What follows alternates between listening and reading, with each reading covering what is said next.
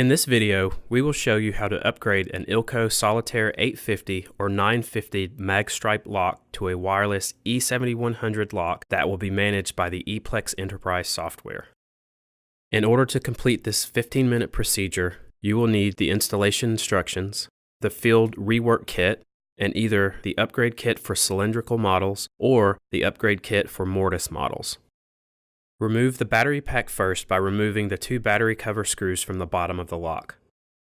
With a 1/8 inch Allen wrench, rotate the set screw that holds the handle on counterclockwise until you can remove the handle. Pry off the outer decorative shell cover starting at the bottom using a small flat screwdriver. Remove the 4 mounting screws with a No. 1 Phillips screwdriver. Remove the housing from the door and disconnect the power cable. Align the guide pins on the fixture with the inside housing's mounting screws and place the housing assembly onto the fixture.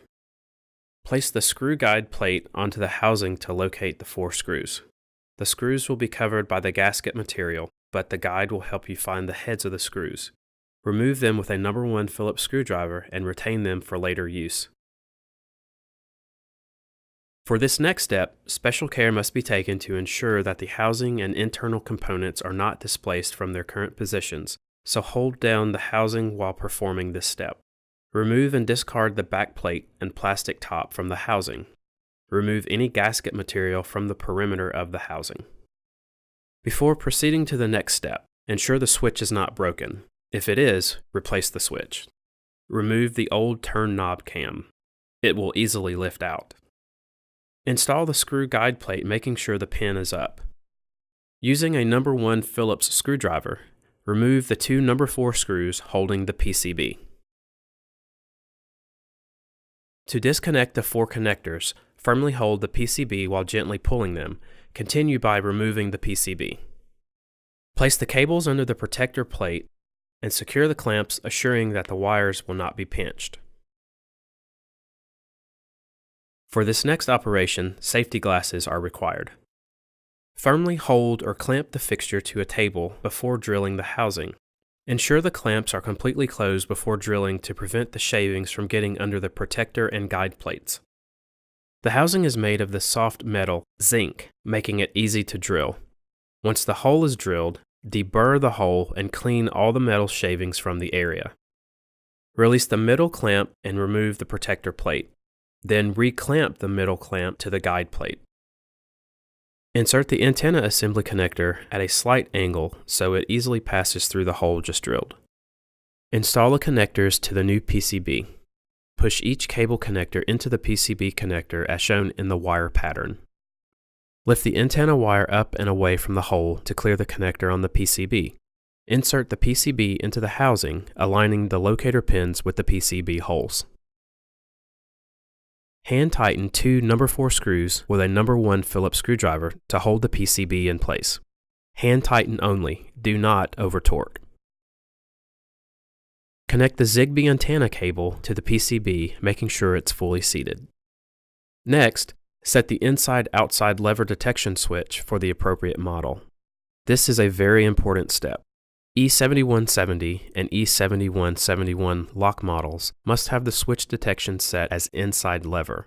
All other models must be set as outside lever. Open both clamps to remove the guide plate. Ensure the key override cam remains in its original position and does not stick to the back of the plate. If the switch arm is broken, then replace the switch assembly and route the wires as shown. Additionally, press the foam back into the groove in the housing before installing the back plate. For cylindrical and mortise models with the thumb turn feature, you need to check the turn knob cam. For models without the thumb turn feature, this step is not needed and you can proceed by aligning the back plate to the fixture. Depress the switch arm with a thin bladed tool, holding it down while inserting the turn knob cam. The switch arm must rest on the flat of the cam.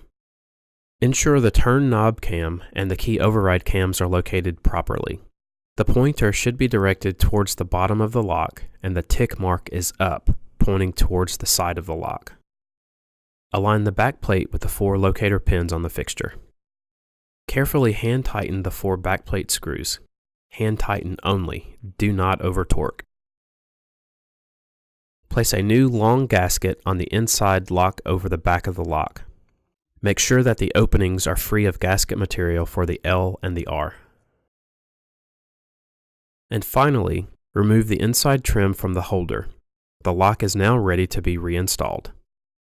Refer to the E7100 lock installation instructions for installing the lock to the door. Before tightening the mounting bolts on the inside trim, pull up on the antenna assembly to ensure the outer decorative shell will fit. Refer to the operations and setup instructions for programming and wireless setup. Refer to test instructions for properly testing the lock after installation. Once you have properly tested the lock, the upgrade is complete.